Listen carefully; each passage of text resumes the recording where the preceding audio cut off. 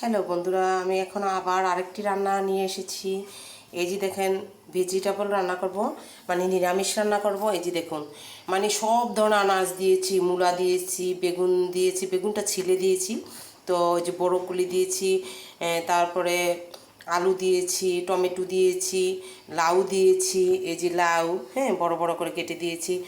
অনেক ধরনের আনাজ দিয়েছি এটার মধ্যে, ছোট ছোট করে কেটে। তবে নিরামিষে যদি মূলা না দেন টেস্ট হয় না নিরামিষ। আমি একটি মূলাও দিয়েছি। এই যে দেখুন, সবাই সাথে থাকুন। সবাইকে অনেক অনেক সাথে থাকার জন্য অনেক অনেক ধন্যবাদ। এই যে দেখুন, আমি এখন রান্না করার জন্য তেল দিয়ে দিচ্ছি। নিরামিষটা একবারে রান্না করে ফেলবেন, একবারে সম্বাস দিয়ে রান্না করে ফেলবেন।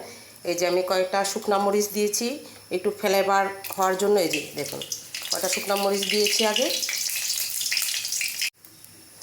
এখন আমি শুকনো মরিচটি একটু কালচে কালচে ভাব হয়ে এসেছে।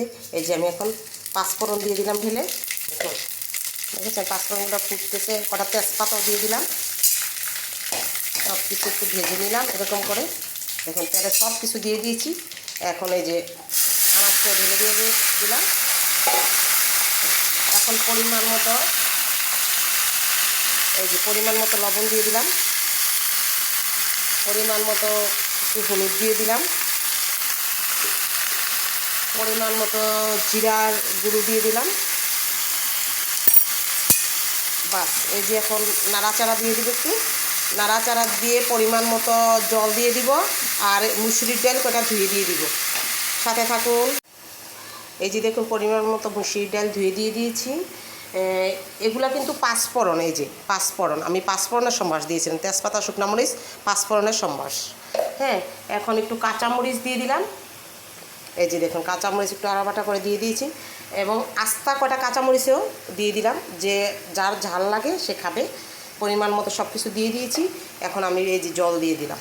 এই যে দেখুন, এই যে দেখেছেন, এইভাবে একবারে বসিয়ে দিবেন, একবারে সম্বাস দিয়ে বসিয়ে দিবেন। শুকনা মরিচ, তেজপাতা, পাঁচফোড়নের সম্বাস তেলে দিয়ে একবারে ডাল দিয়ে ময় মশলা সব দিয়ে নিরামিষটা বসিয়ে দিবেন। তারপর হয়ে গেলে আপনি একটু ময়দা গুলিয়ে দিয়ে দিবেন, আর একটু চিনি দিয়ে দিবেন, চিনি হালকা। সাথে থাকুন, পুরোটা দেখতে পারেন। ও মা,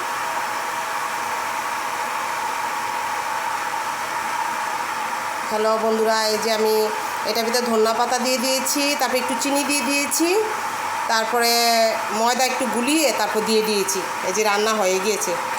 ধনিয়া পাতা দিয়েছি, ময়দা দিয়েছি, একটু সামান্য একটু ময়দা গুলিয়ে, আর হচ্ছে চিনি দিয়ে দিয়েছি। এই যে চিনি, এই যে চিনি দিয়ে দিয়েছিলাম একটু হালকা। ধন্যবাদ, সবাই সাথে থাকুন। হ্যালো বন্ধুরা, এই যে আমার নিরামিষ রান্না করা হয়ে গিয়েছে। যে দেখুন কীরকম হয়েছে। এইভাবে রান্না করে খাবেন শর্টকাটে, পেঁয়াজ রসুন ছাড়া। দেখবেন কত ভালো লাগে, খুবই টেস্ট এবং সুস্বাদু নিরামিষ।